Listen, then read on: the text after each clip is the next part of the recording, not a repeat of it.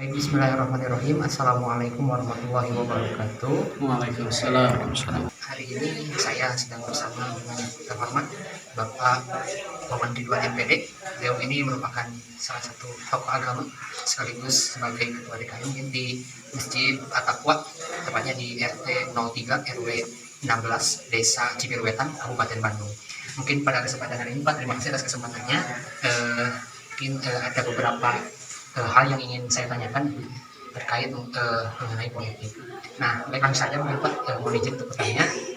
Sebagaimana kita ketahui bersama bahwa kita sudah tidak asing lagi dengan yang namanya politik. Baik informasi melalui bacaan ataupun berita-berita sering digembar-gemborkan mengenai politik.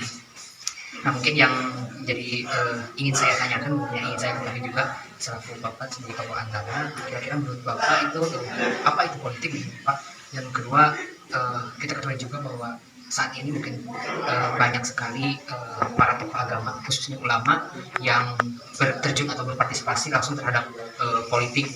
Nah, mengenai hal itu bagaimana tanggapan Bapak? Kemudian yang terakhir mungkin mengenai kira-kira Bapak hal-hal yang perlu diperbaiki atau terhadap perpolitikan Indonesia itu seperti apa gitu? Mungkin itu Pak yang saya tanyakan. Baik. Bismillahirrahmanirrahim. Assalamualaikum warahmatullahi wabarakatuh. Alhamdulillah alladzi arsala rasulahu bil huda wa dinil haqq liyudhhirahu 'ala dini kulli wa kafa billahi shahida. Asyhadu an la ilaha illallah wa la syarika lahu wa asyhadu anna Muhammadan abduhu wa rasuluh. Allahumma shalli 'ala Muhammadin wa 'ala alihi wa dzurriyyatihi kama shallaita 'ala ali Ibrahim innaka Hamidum Majid. Amma ba'du.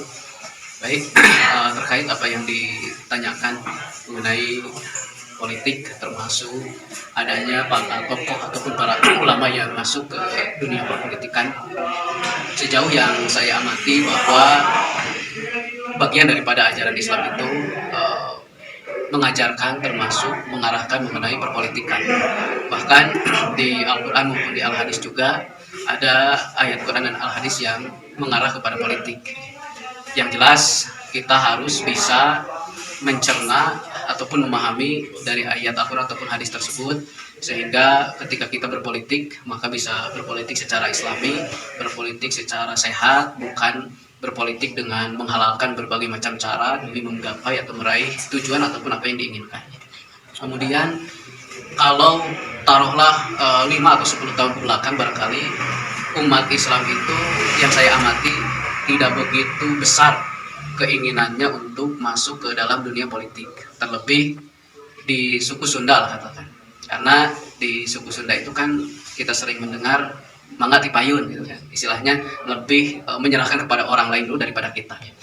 Yang mana kalau kita mengamati perpolitikan sekarang justru bisa dibilang mayoritas lah atau kebanyakan orang-orang yang menjabat atau para pejabat tidak sedikit yang mereka berlatar belakang non muslim katakan, atau agamanya bukan agama Islam, sehingga orang-orang yang punya jabatan kemudian non muslim ketika dia memiliki niat yang tidak baik atau niat yang jelek, maka bisa memanfaatkan jabatan atau kedudukannya ini untuk menyudutkan, memojokkan, memfitnah, bahkan senantiasa melontarkan kata-kata yang membuat tidak enak pemeluk agama Islam itu sendiri. Oleh karenanya sebagian tokoh ataupun sebagian ulama di Indonesia ada yang mengajukan ataupun memberikan masukan bahwa untuk di zaman-zaman sekarang ini, tahun-tahun sekarang ini, mereka mengeluarkan statement kita untuk melakukan yang namanya jihad politik. Jadi bagaimana dengan politik yang sehat, politik Islami, betul-betul kita bisa berjuang dalam rangka ijul Islam wal muslimin, memuliakan agama Islam dan kaum muslimin itu sendiri.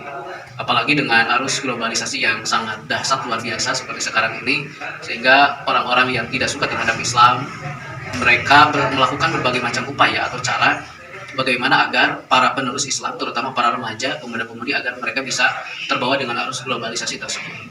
Sehingga di zaman sekarang ini non-muslim atau orang yang tidak suka terhadap Islam itu mereka melakukan berbagai macam cara, apakah dengan fashion gitu kan, cara berbusana agar ke barat-baratan yang intinya memperlihatkan aurat, kemudian dengan yang namanya wajul fikri, ya, perang-perang pemikiran ataupun pikiran-pikirannya arah barat, pikiran-pikirannya yang betul-betul sudah tidak sehat lah.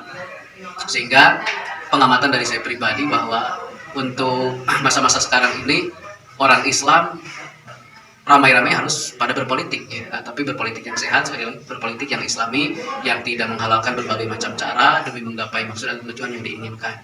Sehingga diharapkan ketika para intelek muslim ataupun orang-orang Islam yang mereka punya intelektual bagus masuk ataupun terjun ke dunia politik, syukur-syukur nanti di parlemen atau para pejabat yang isinya ya bisa mayoritas orang Islam.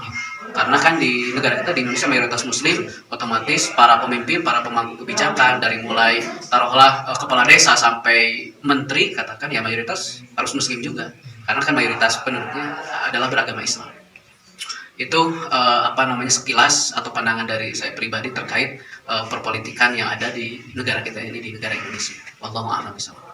Baik, Pak, luar biasa sekali pemirsa terhadap apa yang disampaikan oleh Bapak, luar biasa sekali. Jadi mungkin itu yang saya tangkap bahwa orang Muslim itu diperbolehkan untuk berpolitik, dan itu telah diajarkan juga dalam Islam dengan catatan mungkin kita berpolitik secara baik, tidak menghalalkan segala cara, dan juga kita harus lihat terhadap Islam mungkin untuk membawa agama Islam juga supaya tidak roboh ataupun ditindas oleh orang yang tidak di luar muslim seperti itu. Mungkin karena juga sekarang dihadapkan dengan berbagai tantangan zaman juga yang nggak gitu maju dan yang sangat luar biasa memberikan dampak atau pengaruhnya terhadap agama Islam.